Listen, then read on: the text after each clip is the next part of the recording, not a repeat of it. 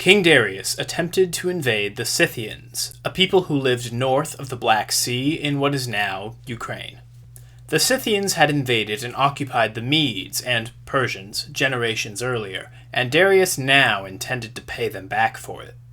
Herodotus gives us a lot of background on the Scythians, including their mythological origin, their self-proclaimed origin, their religion, geography, wildlife, customs, tribes, neighbors, and of course, their stories. Tangentially, Herodotus also describes, to the best of his knowledge, the approximate shape of the world's land. If you look this up, and many people have made sketches of it, you'll see that Herodotus' geography is quite confused. About halfway through this exposition section, Herodotus describes an aspect of the Scythians' way of life that will be crucial to understanding the conflict to come. Although in other respects I do not find the Scythians particularly admirable, they have come up with the cleverest solution I know of to the single most important matter in human life. The crucial thing they have discovered is how to prevent anyone who attacks them from escaping, and how to avoid being caught unless they want to be detected. Since they have no towns or strongholds but carry their homes around with them on wagons, and since they are all expert at using their bows from horseback, and since they depend on cattle for food rather than on cultivated land, how could they fail to be invincible and elusive? Herodotus notes that this practice of theirs is mirrored in the terrain. It's flat, it's grassy, it's treeless, and full of rivers. Besides there being nomadic horse archers, Herodotus tells us also that the Scythians collected scalps, heads, and skins as war trophies. They killed any diviners whose predictions were wrong, along with their families. They sacrificed prisoners for their religious rituals, they blinded their slaves from birth, and when a king of theirs died, the people mutilated themselves horribly in grief before burying one of his concubines, his cook, steward, and his messenger, among others, with him. A year later, in commemoration, they bury 50 more people into this same grave. They also smoke cannabis. To get to the Scythians, Darius had to build a bridge over the Bosporus Strait in modern-day Istanbul, allowing him to cross from Asia into Europe. He brought 700,000 soldiers from all over his empire, including some Greek island peoples. One Persian with 3 sons in the army asked Darius if he could have one of them left behind. Darius told him that he could have all of them left behind. The man was so grateful to his king, only to discover later that Darius had left them behind with their throats slashed. Once his army had crossed the Bosporus on the bridge he had built, Darius ordered it to be destroyed. However, one of his commanders, Coes, approached him to warn him. He was careful to check if he was permitted to speak freely first, and then suggested that it would be better to leave the bridge up and to have it guarded, just in case something went terribly wrong during the invasion and they needed to get out fast. Darius saw the wisdom in this suggestion and agreed, and so he told his soldiers from Ionia, a collection of Greek city-states on the coast of Turkey and some of the islands just off of it, to wait 60 days for his return and to sail home if he did not. The Ionians happily agreed to do this for him. As Darius steadily approached their lands, the Scythians met with their neighbors to attempt to convince them to join in fighting the Persian army off. They argued that Darius would certainly conquer each neighboring land once he had finished with the Scythians. About a third of those they asked agreed to fight, seeing the danger, and the rest did not, recognizing that this war was retribution for what the Scythians had done to Persia long ago. So the Scythians and their allies evacuated their families and began baiting the Persians into a wild goose chase all across their land. Darius chased them all over Scythia, never actually able to engage them in battle. They had no homes or fields that could be destroyed, so he could do little to hurt them.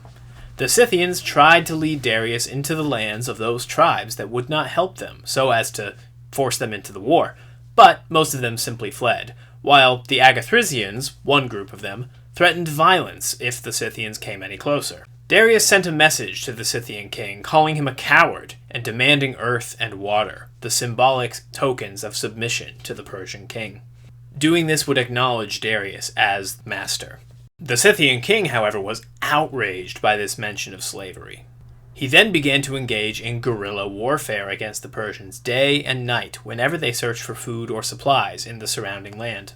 The Scythians were trying to prolong the Persians' stay in their territory for as long as possible to ensure that they would run out of supplies for their vast army, but they never engaged them openly, for fear of their infantry, as well as the fact that their horses were afraid of the Persians' donkeys. Donkeys apparently do not exist in Scythia. Before long, the Persian forces were in a bad way, and the Scythians sent them a coded threat: a bird, a mouse, a frog, and 5 arrows. The prevailing interpretation of this threat was, if you don't become birds and fly, or mice and burrow, or frogs and jump into the lakes, you'll be shot down by these arrows. Darius decided to slip away in the night with the bulk of his army and make a dash for the bridge, leaving behind the sick, the weak, and those whose loss would have the least impact. He left the weaker elements among his troops because of their weakness, but the reason he gave them was that he and the unimpaired elements of his army were going to launch an attack, and in the meantime they were to guard the camp. Remember, Darius's mode of operation is lies for profit. In the morning, the Scythians set out after Darius once they realized he had tricked them and run away in the night, but they weren't too worried about catching him either. At the same time that they had begun ambushing the Persians day and night, they had also sent some troops to go as fast as they could to the bridge that Darius had built across the Bosporus, to either destroy it or to reason with whoever Darius had left to guard it. These Scythian scouts gave the Ionians guarding the bridge what should have been the offer of a lifetime. The gift we have come to bring you is freedom from slavery, if you are prepared to do as we suggest. Your orders from Darius were to guard the bridge only for 60 days. All you have to do then is wait the prescribed number of days and then leave. If you do that, we won't blame you either. But not long after this, the main force of Scythians arrived at the bridge ahead of Darius. Somehow they'd missed him. And then they reminded the Ionians that their time was up. They could dismantle the bridge and leave. Here's the interesting part. Histories, tyrant of Miletus, opposed the other commanders who wanted to free Ionia from Persian rule. Instead, he says, every one of them owed his position as tyrant of his community to Darius, and that if Darius were to fall, there was not one of their communities which would not prefer democracy to tyranny. And he won over the other commanders with this logic. They told the Scythians that they would abandon the bridge, and the Scythians left. Histories proved himself a man after Darius's heart, lying for profit at the expense of his people. The Scythian army managed to miss the Persians again, though. They were looking for Darius on the road where they knew that water and grass were abundant. The Persians, however, were not aware of these facts, and simply were traveling the one road that they were familiar with. One of Darius's men was an Egyptian with, in Herodotus' words, the loudest voice in the world. This man called for the Ionians, who then came in their boats to ferry the army across, back into Asia. The rest of Book 4 details the history of Greeks traveling to, settling in, and colonizing parts of Libya and Cyrene while attempting to maintain relationships with other Greek city-states, the Egyptians, and the Persians. Internal power struggles give the Persian governor of Egypt, Ariandes, the chance to reconquer Libya for Darius. Once again, the Persian Empire appears to have overextended itself, despite plenty of warning signs being available before, during, and after. Darius's brother, Artabanus, asked him to cancel the Scythian expedition on account of those Scythians being too difficult to find and engage. The general Coes warns him of the dangers of destroying the bridge for the same reason. To be fair, Darius listens to him, but he doesn't reflect on the further implications of the difficulty that's been brought up to him until it's almost too late.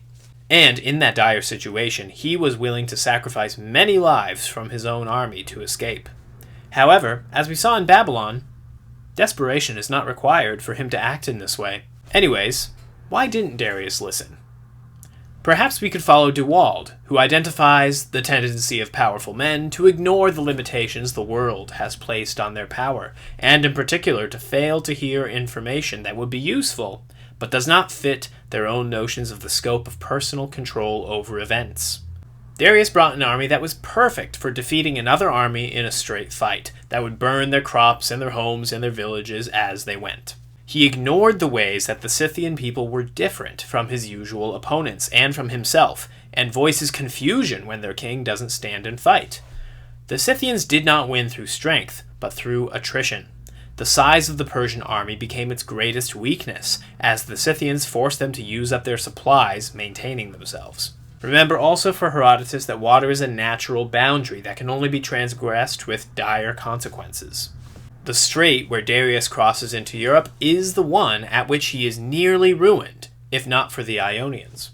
These episodes point to beliefs Herodotus holds not just about human affairs, but all of nature, as shown most clearly in his discourses on geography and wildlife. The world for Herodotus has a deep-seated underlying reciprocity and balance. Animals who breed too abundantly are short-lived. While the most exotic products of the earth lie in its extremities, the most harmonious climate occurs at its center, in Greece. People who become too grandiose in their thinking trigger regulatory mechanisms that eventually deflate them. That's Dewald's observation, of course, but in the great books we have encountered this idea in different words. Moderation in all things is best. That's Homer, in the Odyssey. This concept appears to have survived into Greek culture and thought into the time of Herodotus, and you will see it throughout the remainder of the Histories. Book 4 functions as a foreshadowing of the remainder of the books of Herodotus to come, as kings we have not met yet will make many of the same mistakes. The main takeaways, besides the usual, then, are as follows. For Herodotus, nature and society are subject to self-regulation ordered towards balance. People or empires who become too fortunate or too ambitious will inevitably be deflated. Moderation is still best. Differences in culture and worldview are not negligible. Failure to understand them will lead to failure in your dealings with them. Thank you so much for watching. I'll see you in Book 5.